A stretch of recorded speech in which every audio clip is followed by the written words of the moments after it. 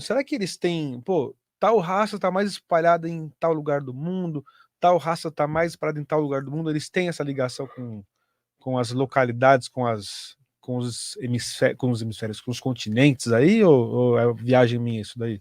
Não, não é viagem sua, não. O que acontece é a Terra tem cerca de 14 bilhões de anos. E várias civilizações já tiveram começo, meio e fim aqui. Nós somos a sétima raça adâmica que já passou pela Terra, né? E nesse processo, várias raças também já passaram por aqui. Entre essas raças, existe um livro chamado Livro de Urântia, que explica de uma guerra cósmica que aconteceu lá entre os draconianos e também os seres reptilianos que deram origem à hibridização dos Zeta retículos, que foram a hibridização dos Greys com os draconianos, que geraram esses híbridos. E também houve muito refúgio dos sirianos que vieram para cá, que tiveram conflito com os draconianos, que abateram muitas naves deles lá e vieram aqui trabalhar como mineradores assim, e geneticistas, para poder passar esse período de recuperação da própria raça deles, não que eles tinham perdido a guerra. Esses seres, a princípio, ficaram ali onde era a Mesopotâmia, né, ali entre o Iraque, na questão ali em Babilônia, e começaram ali seriam os seres felinos, né, e Os Thundercats? os chamados Thundercats, mas não é bem Thundercat, eles são assim, esses seres felinos, eles têm uma aparência semelhante assim, o corpo igual ao nosso, mas são muito mais fortes, Uhum. né? Inclusive você vê ali no Egito uns traços muito fortes daquela pirâmide da cara do leão e tem da serpente. Por que a serpente? Quando os sirianos chegaram aqui, já tinha alguns reptilianos na Terra que também vieram de próximo a Alpha Centauri, né? E estavam juntos em comum ali, mas cada um tinha uma intenção. Então, parte separou para o Egito e a outra parte foi para o sul da África, onde tem o credo mútua, que fala muito dos seres até hoje. Para quem não sabe, o credo mútua é uma religião do sul da África que diz que os seres das estrelas eram cara de lagarto e os rituais eram feitos justamente com esses seres quando eles faziam uma consagração semelhante ao Ashka.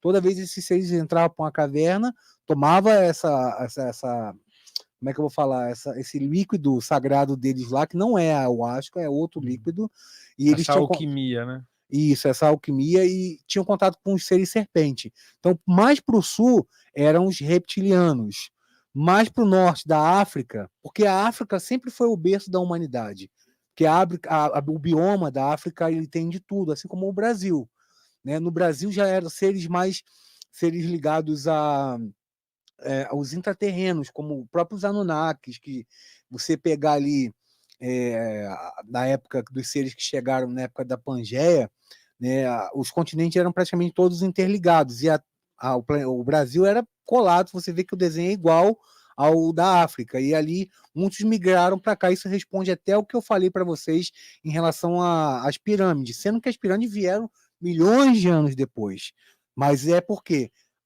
foi passado de geração para geração para essas raças. Então, eles aprenderam a viver subterraneamente. Inclusive, tem um livro da Adélia Gregory que é Atlântica Transcendental, que eu indico para vocês, falando sobre os túneis que existem na Amazônia, onde o pessoal está falando de Ratanabá, mas não é bem Ratanabá, tá? É um assunto totalmente diferente que explica ali sobre os Atlantes e os seres pleiadianos que vivem aqui no planeta, no Brasil, tá? No norte dos Estados Unidos há também os seres nórdicos e também há os seres que são os alfa centaurianos, que também são brancos, mas não tem assim, uma ligação genética direta com os pleiadianos. Eles são brancos, com os olhos brancos, com os cílios brancos, todos brancos. Não são tão altos quanto os pleiadianos, mas estão muito ali perto do Alasca, as bases dele, na parte mais gelada. Eles são tipo como se fossem aqueles seres de gelo dos filmes de super-heróis, entendeu? Mais para o Oriente, ali inclusive há uma cultura maior ali, Mongólia, Paquistão, Afeganistão, China, próprio Japão, eles estão ligados mais aos draconianos. Você vê que eles cultuam os deuses dragão, que o dragão é um símbolo de força para eles, porque a colonização deles foi baseada pelos draconianos que atracaram ali. Você vê que as pessoas falam, poxa, por que o japonês é tão frio? Porque o réptil, ele é frio. O japonês é bom em arte marcial, por quê? Porque ele também tem um DNA reptiliano, draco-reptiliano. Como é que é um réptil? O réptil fica ali parado.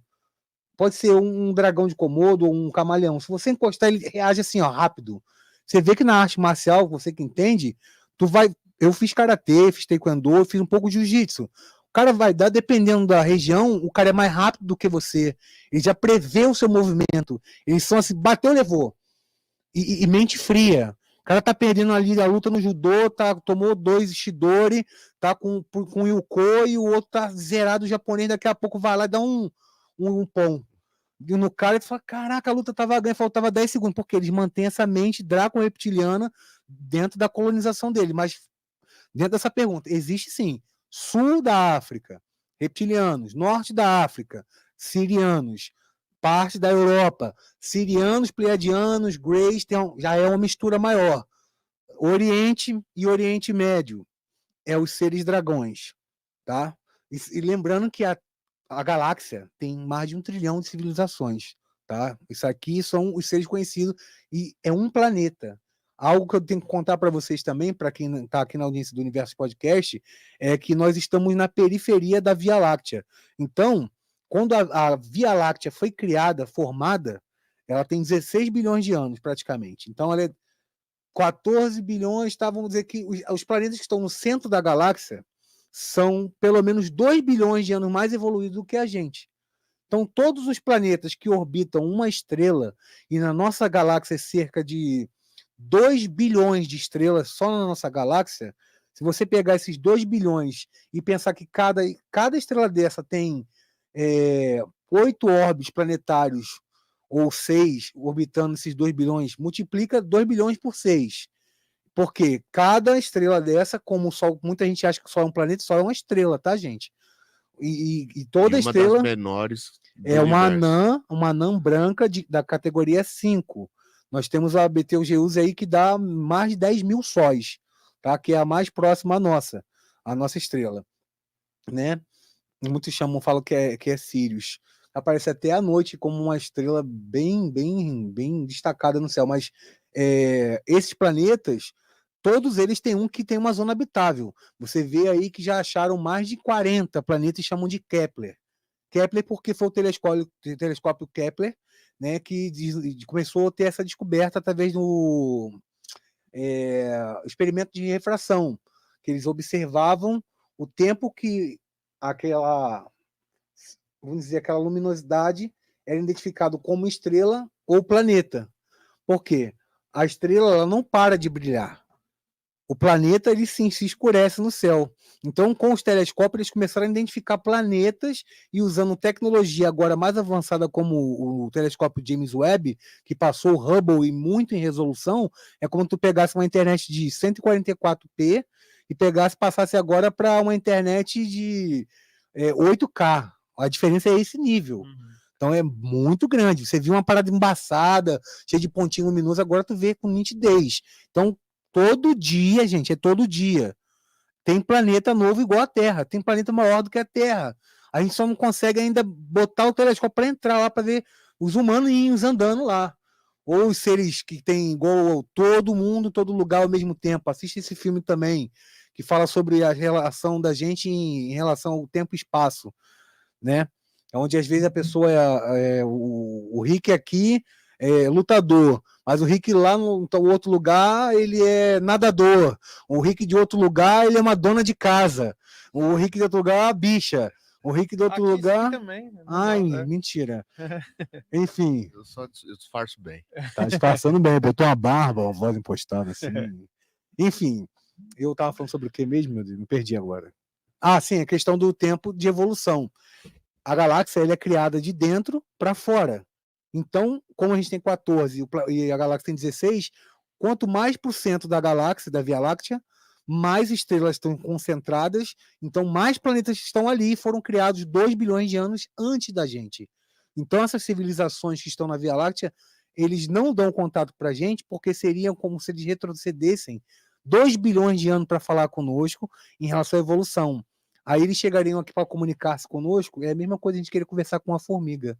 Fala, por que eles não dão contato? Porque como que eles vão conversar com a gente? Tipo, sentar pra falar com o macaco, né? O macaco nem entende mais do que uma formiga. Eu acho que, a analogia melhor seria a gente conversar com o micróbio, que a gente não está nem enxergando. Entendeu? Aquela teoria dita aí por muitos que são céticos e outros nem tanto, que falam da teoria da floresta negra, que eles preferem não aparecer para não ser descobertos e que estão manipulando tudo. Eu acho que não. Acho que eles sabem que a gente não tem capacidade tecnológica de interagir ainda com eles e eles nos auxiliam de uma forma paulatina, porque eles veem que toda vez que a gente evolui numa coisa boa, a gente faz uma merda, posso falar aqui, do outro lado. A gente sempre, surgiu a internet, agora a gente pode dar um Google, a gente fica o que lá no Xvideo.